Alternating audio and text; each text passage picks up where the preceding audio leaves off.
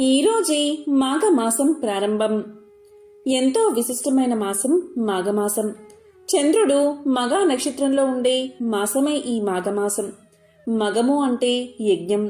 యజ్ఞ యాగాది క్రతువులకు మాఘమాసాన్ని శ్రేష్టమైనదిగా భావిస్తారు. ఈ మాసంలో చేసే పూజలు, స్నానాలు, దానాలు విశేషమైన పుణ్య ఫలితాన్ని ఇస్తాయి. మాఘమాసము అంటే ప్రత్యక్ష నారాయణుడైన ఆ సూర్యనారాయణమూర్తికి ఎంతో ప్రీతికరమైన మాసం. కాబట్టి ఎంతో విశేషమైన ఈ రోజు ఈ కథను విన్నా, చదివినా, చెప్పినా, వినిపించినా జన్మల దోషాలు తొలగి కోటి జన్మల పుణ్యం వస్తుంది. సకల శుభాలు కలుగుతాయి. మరి ఆ కథ ఏంటో ఇప్పుడు ఈ వీడియోలో తెలుసుకుందాం. భగవంతుణ్ణి నమ్మేవారు చాలామంది స్వర్గ నరకాలను కూడా నమ్ముతారు. కానీ స్వర్గంలో సర్వ సుఖాలను అనుభవించాలి అనుకోవడం కూడా ఒక కోరికే కదా. కోరిక అనేది ఉన్నప్పుడు దానికి మంచి చెడులు ఉంటాయి కదా. అందుకని స్వర్గాన్ని సైతం కాదనుకున్న ముద్గలుడు అని ఋషి కదా విని తీరాల్సిందే. పూర్వం ముద్గలుడు అని బ్రాహ్మణుడు ఉండేవాడు. పొలంలో మిగిలిన వడ్ల గింజలను ఏరుకుంటూ ఎవరన్నా దాతలు ధాన్యాన్ని దానం చేస్తే స్వీకరిస్తూ అతను కాలం గడిపేవాడు. ముద్గలుడు పేదవాడే కావచ్చు, కాని సత్యాన్నే నమ్ముకున్న నీతిపరుడు. లేనివాడే కావచ్చు, కాని తనకి ఉన్నదాన్ని అతిథులతో పంచుకునే ఉదార హృదయుడు. పైగా ముద్గలుడు పక్షపవాసం అనే వ్రతాన్ని చేసేవాడు. అంటే పాడ్యమి నుంచి చతుర్దశి వరకు ఉపవాసముండి అమావాస్య లేదా పౌర్ణమి రోజుల్లో మాత్రమే ఆహారాన్ని తినేవాడు. ముద్గలుడి సత్యనిష్ట నానాటికి ముల్లోకాల్లోనూ వ్యాపించసాగింది. సాక్షాత్తు దూర్వాస మహర్షి ముద్గలుడి సంకల్పం ఎంత దృఢమైనదో తెలుసుకోవాలి అనుకున్నాడు. అందుకని ఒక యాచకుడి వేషంలో ముద్గలుడి ఇంటికి చేరుకున్నాడు దూర్వాస మహర్షి. ఆ రోజు ముద్గలుడు ఉపవాస దీక్షని విరమించి భోజనం చేసే సమయం. ముద్గలుడు ఆహారాన్ని ఇలా చేతిలోకి తీసుకున్నాడో లేదో ఇంటి ముందర యాచకుడు కనిపించాడు. ఒంటిమీద సరిగ్గా గుడ్డైనా లేకుండా జడలు కట్టేసి క్రోధమే ఆయుధంగా ఉన్న ఆ యాచకుణ్ణి చూసి ముద్గలుడు సాదరంగా ఆహ్వానించాడు. తన ఇంట్లో ఉన్న ఆహారాన్ని అతని ముందు ఉంచాడు. దుర్వాసుడు ఆ ఆహారాన్ని తిన్నంతా తిన్నాడు. మిగిలినంతా ఒంటికి పూసుకున్నాడు. ఆపై తన దారిన తాను చక్కా పోయాడు. ముద్గలుడు ఆ 15వ రోజున కూడా నిరాహారంగా మిగిలిపోయాడు. ముద్గలుడు ప్రతి పక్షానికి తన ఉపవాసాన్ని విరమించేందుకు సిద్ధపడ్డం. అదే సమయంలో ఆ ఉన్మత్తుడు వచ్చి తిన్నంతా తిని మిగతాది నేలపాలు చేసి పోవడం. ఇలా ఒకసారి కాదు, 2 సార్లు కాదు, 6 సార్లు జరిగింది. చివరికి దూర్వాసుడు ముద్గలునికి తన నిజరూపంలో దర్శనమిచ్చాడు. దూర్వాసుడు ఇలా పలికాడు: ముద్గల, నీ ఆతిథ్యం, ఉపవాస వ్రతం అసాధారణమైనవి. నీ వ్యక్తిత్వం ఇంత ఉన్నతమైనది కాబట్టే నువ్వు ఇన్నాళ్లుగా ఆకలిని కూడా తట్టుకుని జీవించగలిగావు. నీ దీక్షకు మెచ్చాను. నీకు స్వర్గలోక ప్రాప్తిని అనుగ్రహిస్తున్నాను అంటూ వరాన్ని అందించి వెళ్లిపోయాడు దూర్వాసుడు. దూర్వాసుడు వరం ఇచ్చినట్లుగాని కొన్నాళ్లకి దేవదూతలు ముద్గలుణ్ణి స్వర్గానికి తీసుకువెళ్లేందుకు వచ్చారు. ముద్గలుణ్ణి దేవవిమానంలో కూర్చోమంటూ ఆహ్వానించారు. అప్పుడు ముద్గలుడు ఇలా పలికాడు: స్వర్గానికి వెళ్తాం, బాగానే ఉంది. అక్కడి మంచి చెడులు ఏమిటో నాకు ఒక్కసారి చెప్పండి అని దేవదూతల్ని అడిగాడు ముద్గలుడు. ముద్గలుడు అడిగిందే తరువాయి దేవదూతలు స్వర్గం వైశాల్యం గురించి, అక్కడి అందచందాల గురించి, సౌకర్యాల గురించి తెగ వర్ణించారు. అక్కడ అందాలే తప్ప ఆకలి దప్పికలు ఉండవని, సుఖాలే తప్ప రోగాలు ఉండవని ఓరించారు. ఇదంతా విన్న ముద్గలుడు సాలోచనగా ఇలా పలికాడు: మీరు స్వర్గంలో కనిపించే సానుకూలతల గురించి చెప్పారు, మరి అక్కడ ఏమన్నా దోషాలు ఉన్నాయా అని అడిగాడు దేవదూతల్ని. ముద్గలుడి ప్రశ్నకు దేవదూతలు కాస్త ఇబ్బంది పడుతూ ఇలా పలికారు: భూమి మీద ఉన్నప్పుడు చేసిన పుణ్యాల వల్ల స్వర్గ ప్రాప్తి లభించింది కదా. అయితే అక్కడ మళ్ళీ పుణ్యం చేసే అవకాశం ఉండదు. పైగా మీరు స్వర్గంలో సుఖాన్ని అనుభవిస్తున్న కొద్దీ ఆ పుణ్యం తరిగిపోతుంది. ఎప్పుడైతే ఆ పుణ్యం పూర్తిగా తరిగిపోతుందో తిరిగి ఈ భూలోకం మీద జన్మించాల్సి ఉంటుంది. అలా స్వర్గాన్ని వీడే సమయంలో మనసు వేదన చెందక మానదు. పైగా భూలోకంలో తిరిగి జన్మించక తప్పదు అని చెప్పుకొచ్చారు దేవదూతలు. దేవదూతల మాటలు విన్న ముద్గలుడు ఆశ్చర్యపోయాడు. ఆపై కాసేపు ఆలోచించి ఇలా పలికాడు, అయ్యా, ఈ స్వర్గమేదో మళ్లీ సంసార బంధాన్ని కలిగించేదిగానే ఉంది కదా, పుట్టుక చావుల చక్రంలోకి మళ్లీ దించేదిగానే ఉంది కదా. అబ్బే, నాకు అలాంటి స్వర్గం వద్దుగాక వద్దు. ఎప్పటికీ సంసారంలోకి రాని జన్మరాహిత్యమే నాకు కావాలి.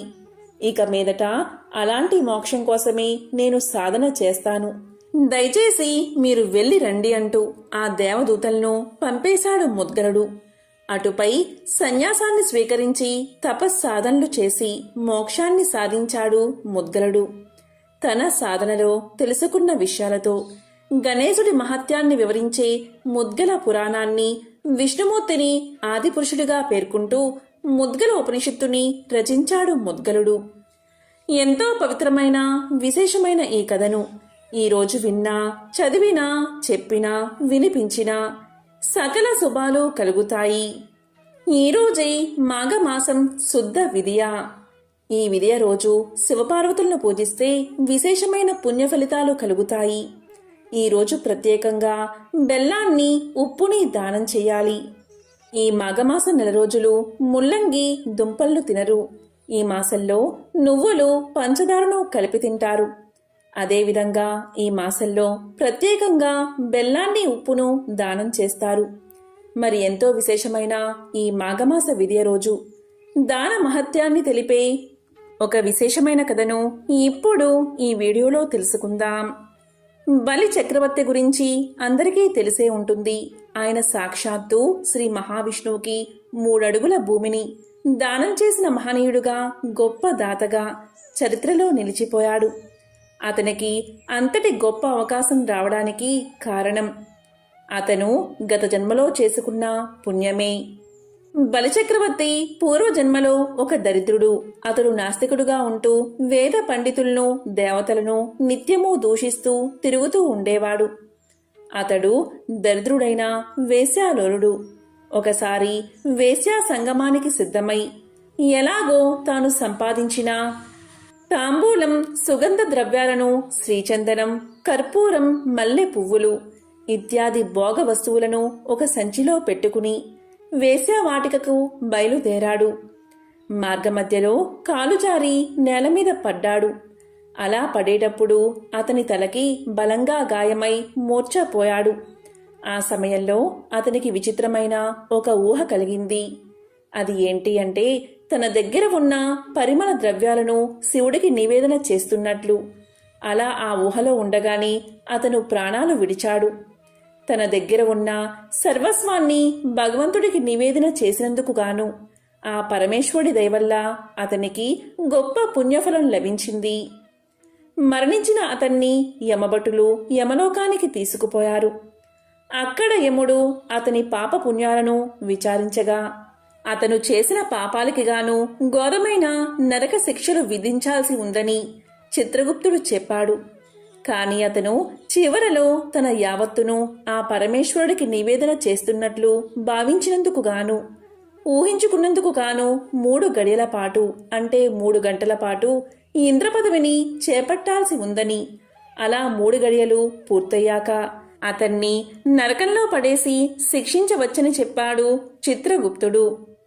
చిత్రగుప్తుడు చెప్పిందంతా విన్నా యముడు అతను ఇన్నాళ్ళు చేసిన పాపపు పనులు ఎంత ఘోరమైనవో తెలిసి వచ్చింది. తాను జన్మ చివరలో దేవుడికి అన్ని నివేదన చేస్తున్నట్లు తలుచుకోగానే ఎంత ఫలితం వచ్చింది. అలాంటిది తాను నిజంగానే దానం చేస్తే ఎంత బాగుంటుంది అనిపించింది అతనికి. ఇంతలో ఇంద్రుడు, ఇంద్రగణాలు మొత్తం అక్కడికి వచ్చి ఆ వేశ్యాలోలుణ్ణి ఐరావతం మీద ఎక్కించుకుని సకల లాంఛనాలతో సాదరంగా స్వర్గానికి తీసుకుపోయారు. అతను ఇంద్ర సింహాసనం మీద కూర్చున్న వెంటనే అగస్త్యుడికి ఐరావతాన్ని, విశ్వామిత్రుడికి ఉచ్చైశ్రవాన్ని, వశిష్ఠుడికి కామధేనువుని, గాల్యుడికి చింతామణిని, కౌండిన్యుడికి కల్పతరువును ఇలా గొప్ప గొప్ప ఋషులకి విలువైన సంపదనంతా దానం చేసేశాడు. ఋషులంతా ఎంతగానో సంతోషించి అతన్ని ఆశీర్వదించారు. ఈ విధంగా 3 గడిల కాలం పూర్తయిపోయింది. ఇలా 3 గడిల కాలం అయిపోయిన వెంటనే ఇంద్రుడు ఇంద్రలోకానికి వచ్చాడు.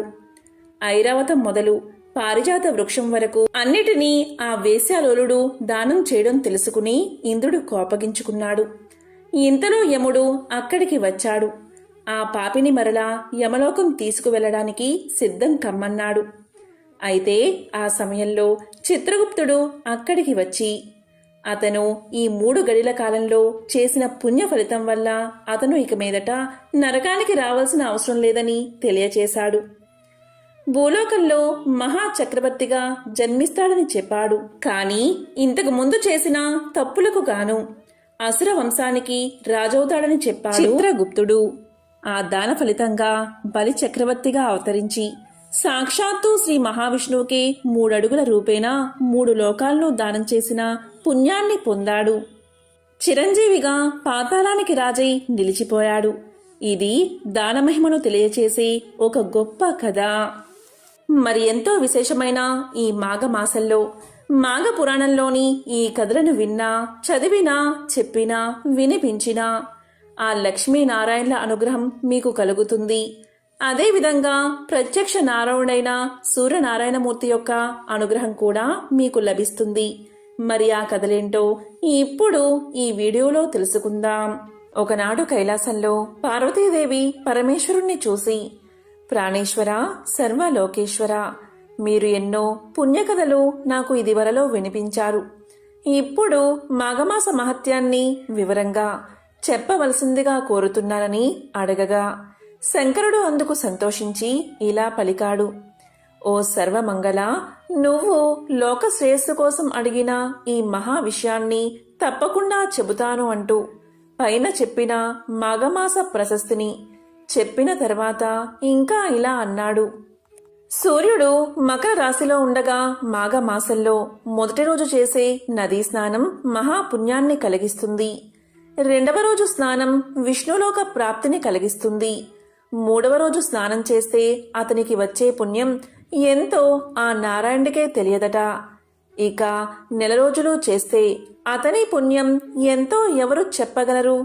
ఈ మాఘమాసంలో ప్రయోగలో గంగా, యమున, సరస్వతి త్రివేణి సంగమ స్థానంలో చేసే స్నానం మోక్షాన్ని కలిగిస్తుంది. పిల్లలు, వృద్ధులు స్నానం చెయ్యలేకపోయినా నదినీళ్లు నెత్తి మీద చల్లుకుంటే పుణ్యం వస్తుంది. ఓపిక ఉండి కూడా నదీ నదాల్లో, చెరువుల్లో, సెలయేలల్లో ఎక్కడైనా బయట స్నానం చెయ్యనివారు మహాపాపాత్ములవుతారు. స్నానం చేసి విష్ణుదేవుణ్ణి పూజించి చలివేల కనుక పేదవారికి వస్త్రాలు, కంబళ్ళు దానం చేస్తే చాలా మంచిది. సాయంకాల వేళ మాఘ పురాణం తప్పకుండా వినాలి. మాసాలంటిలో మాఘమాసం, శాస్త్రాలంటిలో వేదాలు, వృక్షాలంటిలో రావి వృక్షం, తేజస్సు గలవారిలో సూర్యుడు, మానవులలో బ్రాహ్మణుడు, పర్వతాలలో మేరు పర్వతం చాలా ఉత్తమం. దిలీపుడు అని ఒక రాజు ఉండేవాడు. అతను వేటాడి అలసిపోయి ఒక సరస్సు ఒడ్డున ఆ రాత్రి పడుకుని మర్నాడు ఇంటికి ప్రయాణమయ్యాడు. దారిలో అతనికి ఒక బ్రాహ్మణుడు కనిపించి రాజును పలకరించి ఇలా అన్నాడు. రాజా, ఇది మాఘమాసం కదా, పక్కనే సరస్సు ఉండగా ఉదయాన్నే స్నానం చేయకుండా నగరానికి వెళ్తున్నావేమిటి? నీకు మాఘమాసం మహిమ తెలియదా? స్నానం చేసి వెళ్ళు అన్నాడు. అప్పుడు రాజు అతన్ని మాఘమాస మహిమ చెప్పమని అడిగితే అతను ఇలా అన్నాడు. రాజా, నాకు స్నానానికి వేళయింది. నీ గురువైన వశిష్ఠుణ్ణే అడిగి తెలుసుకో అంటూ వెళ్ళిపోయాడు.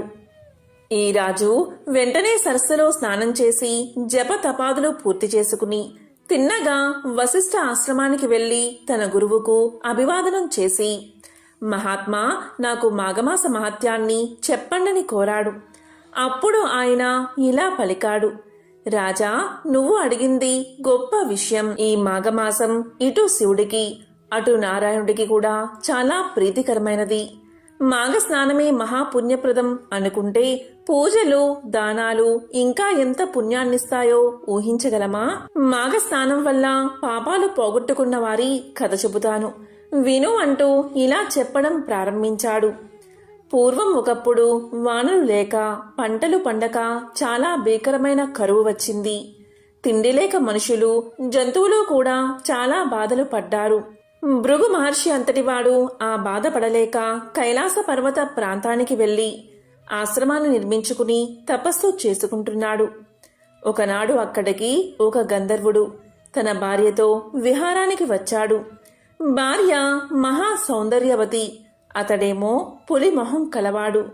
అతడు భృగు మహర్షికి నమస్కారం చేసి ఇలా అన్నాడు, స్వామి, నేనొక మునికి అపచారం చేశాను. అప్పుడు అతడు నన్ను పులిమొహం కలవాడు కమ్మని శపించాడు. ఈ ముఖం నాకు చాలా వికారంగా ఉంది. ఈ శాప విముక్తి కలిగి నా పూర్వరూపం నాకు వచ్చేటట్లు అనుగ్రహించండి అని ప్రార్థించాడు. గంధర్వుణ్ణి చూసి భృగు మహర్షి చాలా జాలిపడ్డాడు. నాయనా, ఈ జన్మలోనో పూర్వజన్మలోనో చేసిన పాపం మనల్ని వెంటాడుతుంది. దాన్ని పోగొట్టుకోవాలి అంటే మనం కొన్ని పుణ్యకార్యాలు నియమబద్ధంగా ఆచరించాలి. అలాంటి పుణ్య ధర్మ కార్యాల వల్ల పాపం క్షీణిస్తుంది. పుణ్య నదుల్లో స్నానం, పుణ్యక్షేత్రాల్లో దైవారాధన, దానాలు ధర్మాలు చేయడం, తపస్సు చేయడం ఇలాంటివి చేయడం మంచిది. కొన్ని సమయాలకు, కొన్ని తీర్థాలకు, కొన్ని క్షేత్రాలకు కొన్ని ప్రత్యేకతలు, మహిమలు ఉంటాయి. అలాగే మాఘమాసం ఉంది. ఇది అన్ని మాసాలలోకెల్లా ఉత్తమం అంటారు. ఈ మాసంలో చేసే నదీ స్నానాలు, దానాలు, ధర్మాలు, పురాణ శ్రవణాలు విశేష ఫలితాన్ని ఇస్తాయి. ఇది మాఘమాసం. నీ అదృష్టం వల్ల ఇది కలిసి వచ్చింది. రోజూ ఉదయాన్నే ఇంట్లో కాక ఏదో ఒక జలాశయంలో స్నానం చేసి విష్ణు దేవుణ్ణి పూజించి మాఘ పురాణం విని సత్కార్యాలు చెయ్యి. దానితో నీ పాపం తొలగిపోయి శాప విముక్తి కలుగుతుంది అని చెప్పగా విని ఆ గంధర్వుడు మాఘమాసం 4 రోజులు నియమ నిష్ఠలతో వ్రతాన్ని ఆచరించి తన పాపాలు పోగొట్టుకున్నాడు. దానితో అతని పులిముఖం పోయి ఇదివరకటి తన రూపం తనకు వచ్చింది. దానితో పరమ సంతోషం పొందినవాడే భృగు మహర్షికి నమస్కారం చేసి భార్యా సమేతుడైన తన లోకాలకు వెళ్ళిపోయాడు. ఓ దిలీప మహారాజా, మాఘస్నాన మహిమను చూశావు కదా, నీకు మరొక కథ చెబుతాను, విను అంటూ వశిష్ఠుడు ఇలా చెప్పసాగాడు. కైలాసంలో పరమేశ్వరుడు సర్వమంగళాదేవిని చూసి మాఘమాస వ్రతం చేసి చిరకాల సౌభాగ్యాన్ని సొంతం చేసుకుని సర్వపాప విముక్తురాలై భర్తతో విష్ణు లోకాన్ని చేరిన బ్రాహ్మణ పుత్రిక కథ చెబుతాను, వినమంటూ ఇలా చెప్పడం ప్రారంభించాడు ఆ మహాదేవుడు. పూర్వకాలంలో సౌరాష్ట్ర దేశంలో సుదేవుడు అనే బ్రాహ్మణుడు ఉండేవాడు. అతను మహాపండితుడు. అతని దగ్గరకు వచ్చి చాలామంది శిష్యులు వేద శాస్త్రాలను అధ్యయనం చేస్తూ ఉండేవారు. ఆయనకు ఒక కుమార్తె ఉంది. ఆమె మహా సౌందర్యవతి, యుక్త వయస్కురాలు అయ్యింది. వసుదేవుడు ఆమెకు సంబంధాల కోసం వెతుకుతున్నాడు. ఒకనాడు సుమిత్రుడు అనే శిష్యుణ్ణి గురువుగారు ఫలాలు, సమిదలు, దర్భలు తెమ్మని అడవికి పంపారు. అతనితో పాటు గురుపుత్రిక కూడా ప్రయాణమైనది. సుమిత్రుడు ఎంతగా నివారించినా వినకుండా అతని వెంట అడవికి బయలుదేరింది. అడవిలో చాలా దూరం వెళ్ళాక ఒక పెద్ద చెరువు కనిపించింది. దాని చుట్టూ చెట్లు, లతలు, పూలతోనూ కాయలతోనూ చాలా మనోహరంగా కనిపిస్తున్నాయి. ఆ పూల మీద నుంచి వచ్చే గాలులు సువాసనతో అలసిపోయిన వారిని సేద తీరుస్తున్నాయి. నీరు కలువలతోనూ తామరలతోనూ నిండి నిర్మలంగా ఉంది.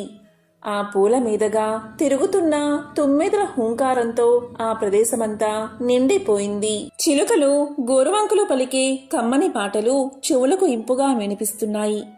గురుపుత్రిక ఆ చెరువులోని నీళ్లు తాగి కొన్ని పళ్ళు తిని విశ్రాంతిగా కూర్చుంది. అప్పుడు ఆమె తలలో ఒక వికృతమైన ఆలోచన వచ్చింది. నేను పడుచుదానిని, నా పక్కనే అందగాడైన పడుచువాడున్నాడు. ఇది ఏకాంత మనోహర ప్రదేశం. ఇలాంటి చోట నా యవ్వనాన్ని ఎందుకు సార్థకం చేసుకోకూడదు అనుకుంది ఆమె. వెంటనే సుమిత్రుణ్ణి దగ్గరకు చేరి మెల్లగా తన మనసులోని కోరికను తెలియచేసింది. అతడు హరి హరి అంటూ రెండు చెవులు మూసుకుని ఇలా పలికాడు. నీవు మా గురు పుత్రికవు, నాకు సోదరులాంటి దానివి. నీవు ఇలాంటి అసభ్యమైన కోరిక కోరకూడదు. ఇది చాలా తప్పు. నీ మనసు మార్చుకుని ఇంటికి పదమన్నాడు సుమిత్రుడు. కాని గురుపుత్రిక తన కోరికను ఆపుకోలేక ఇలా పలికింది. నేను సౌందర్యవతిని కానా? నన్నెందుకు తిరస్కరిస్తున్నావు? ఈ ఏకాంత మనోహర ప్రదేశంలో మన విహారం ఎంత ఆనందాన్ని ఇస్తుందో నీకు తెలియదా? నువ్వు నన్ను కాదంటే ఈ చెరువులో దూకి ఆత్మహత్య చేసుకుంటాను. నేను లేకుండా ఒంటరిగా ఇంటికి వెళితే నిన్ను మా తండ్రి శపిస్తాడు. అంతటి అనర్థాన్ని కొని తెచ్చుకోవడం తెలివైన పని కాదు. రా, నాతో ఆనందంగా విహరించు, కాదనకు అని అతన్ని నిర్బంధించింది. సుమిత్రుడు ఇంకా ఆమె మాట కాదనలేకపోయాడు. అక్కడున్న పూలతోనూ ఆకులతోనూ చిగుళ్లతోనూ పాన్పు అమర్చుకుని వారిద్దరూ ఆనంద డోలికల్లో తేలిపోయారు.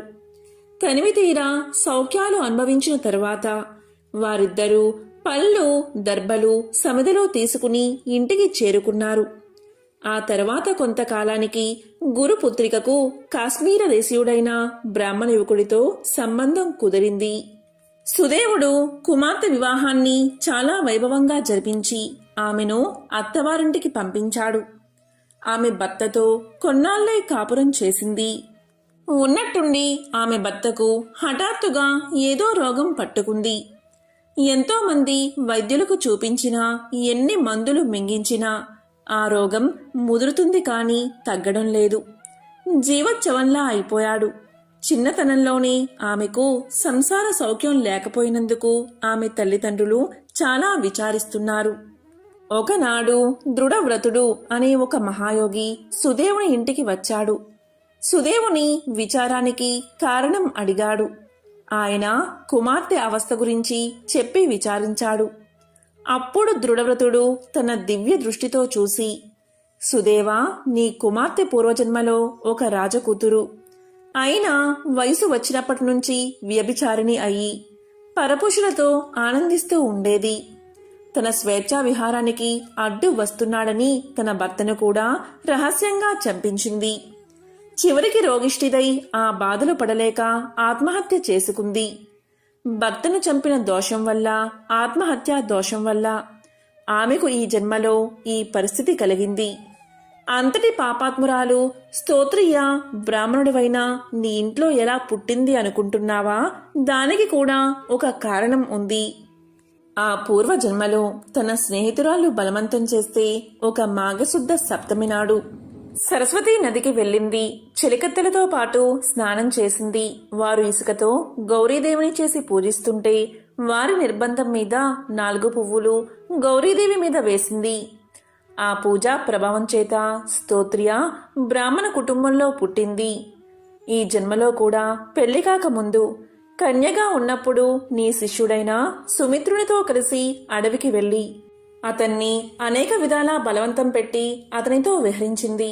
మరి పూర్వజన్మలోనూ ఈ జన్మలోనూ చేసిన పాప ఫలం అనుభవించక తప్పుతుందా?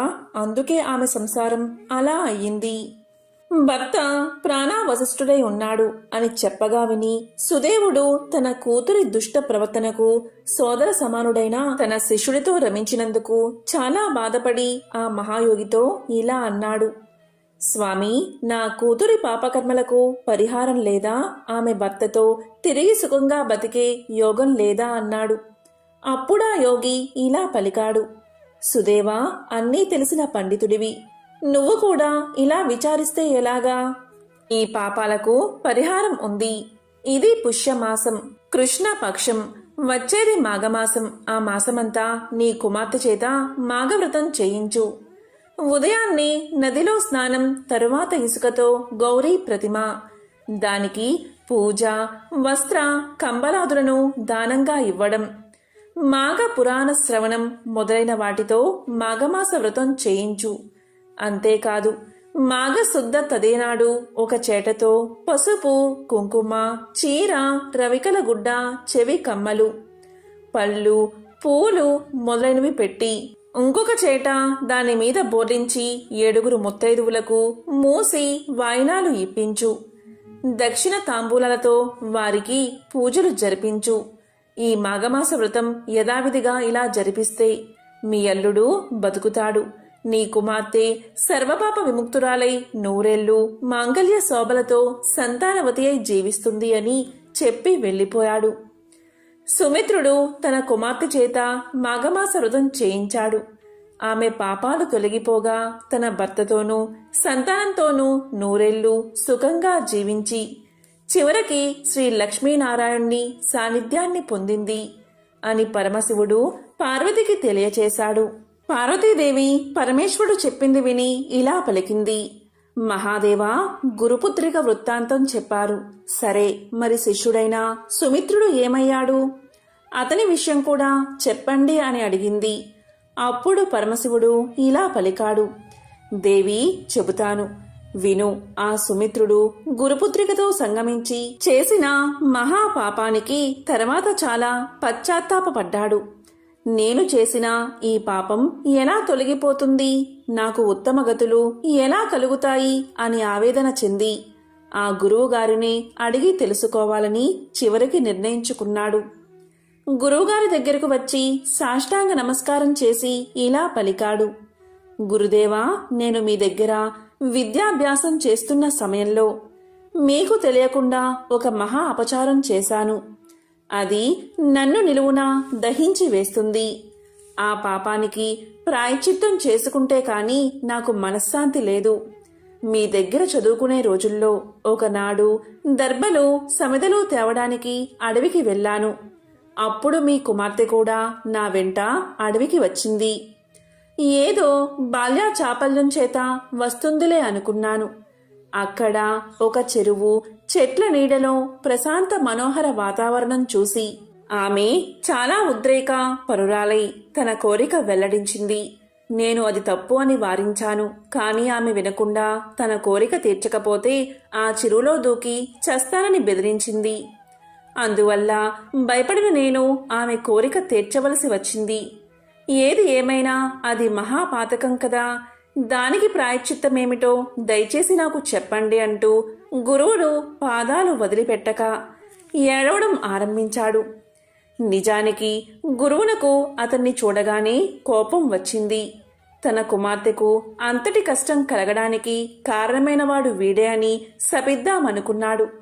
కాని అతని పశ్చాత్తాపం చూశాక ఆ కోపం పోయింది. వెంటనే అతన్ని లేవదీసి గురువుగారు ఇలా పలికారు. నాయనా, ప్రారబ్ధ కర్మాన్ని ఎవరికైనా అనుభవించక తప్పదు. నా కుమార్తె కూడా ఈ దోషం వల్ల చాలా బాధలు పడింది. చివరికి మాఘమాస వ్రతం చేసి తన భర్తను బతికించుకుని ఇప్పుడు సుఖంగా ఉంది. నువ్వు కూడా ఇతరుల బలవంతం చేత పాపం చేసి దానికి పరిహారం కోసం అడుగుతున్నావు కాబట్టి చెబుతాను. నదులన్నిటిలో గంగానది ఉత్తమమైనదని పురాణాలు చెబుతున్నాయి. కాబట్టి గంగా తీరంలో ఉన్న కాశీ నగరానికి పోయి అక్కడ 12 సంవత్సరాలు తపస్సు చెయ్యి.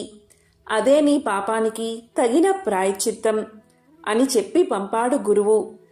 సుమిత్రుడు గురువుగారు తన్ని శపించకుండా ప్రాయశ్చిత్తం చెప్పి అనుగ్రహించినందుకు చాలా సంతోషిస్తూ కాశీ నగరానికి ప్రయాణమయ్యాడు. మార్గ మధ్యలో అతనికి ఒక ఆశ్రమం కనిపించింది. అక్కడ కొంచెం విశ్రాంతి తీసుకుని బయలుదేరదాము అనుకుని సుమిత్రుడు ఆ ఆశ్రమానికి వెళ్ళాడు.